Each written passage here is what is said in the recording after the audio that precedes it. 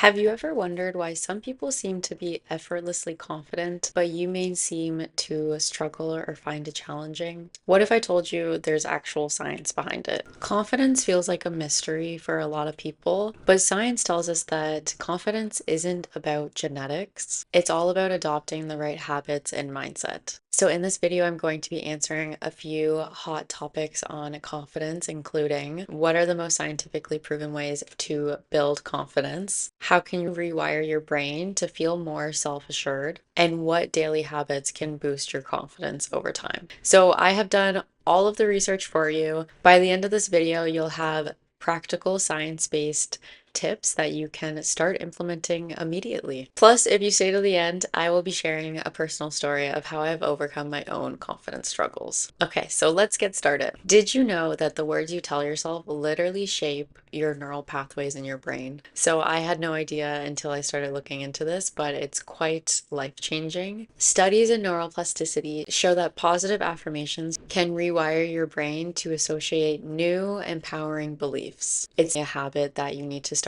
implementing, and over time, it'll eventually just become automatic. The same way that your thoughts are automatically thinking the worst, your thoughts will eventually become rewired to think positively. So, to start implementing this habit, pay attention to when you are speaking to yourself negatively, and then make sure to replace those with positive thoughts.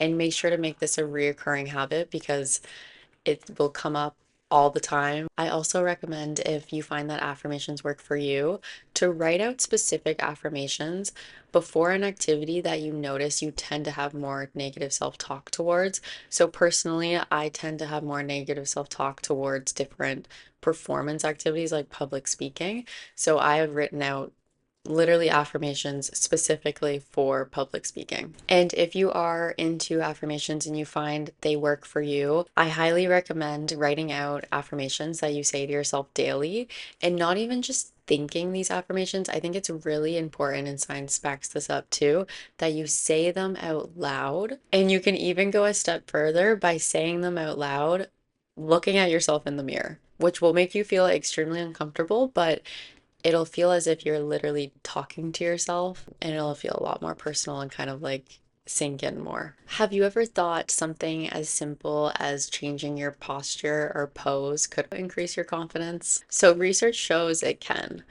You may have heard of power pose, which includes standing tall with your hands on your hip and your chest open. And studies have specifically shown just doing this for 2 minutes can increase your testosterone, which is linked to confidence, and decrease your cortisol, which is linked to stress. So, an action for this one is before any sort of situation where you find you need to boost your confidence, I highly recommend implementing a power pose for at least 2 minutes to prime your brain for success. Have you ever wondered why small wins seem to make such a big difference over time? Well, psychologists call this the confidence loop. When you accomplish small tasks, this releases dopamine in your brain, which boosts your motivation and your confidence. You can easily apply this by setting micro goals. So, for example, if you want to get better at public speaking, then your micro goal might be to speak up in a small meeting or ask a question at the end of someone else's presentation. And over time, all of these small wins are going to add up significantly, and they'll make you feel way more capable and confident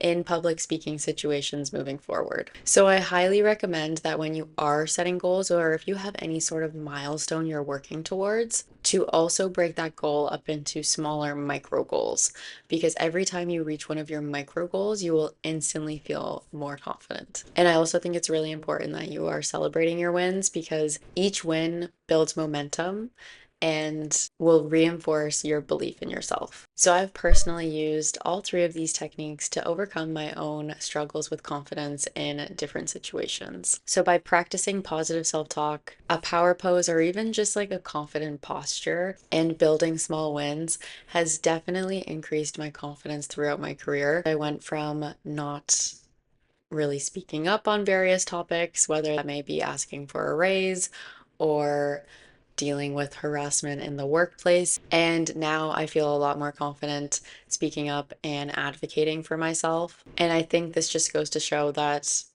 things take time. You need to build confidence in different areas by going through the motions. And honestly, the fake it till you make it generally does work if you do fake confidence and you do push through situations that make you uncomfortable. You are quite literally building those small wins, and over time, you are going to be building more confidence and just naturally feel more confident in each of those situations. If you're also interested in becoming more attractive, not just physically, but just attractive in general or more interesting, make sure to check out both of my videos on that topic. I'll link them down below. I would also love to know which of these habits you are most interested in trying first. Definitely let me know in the comments down below. And don't forget to like, subscribe, and hit that notification bell for more videos on science-backed tips on self-development. And as always, I will see you guys next Sunday.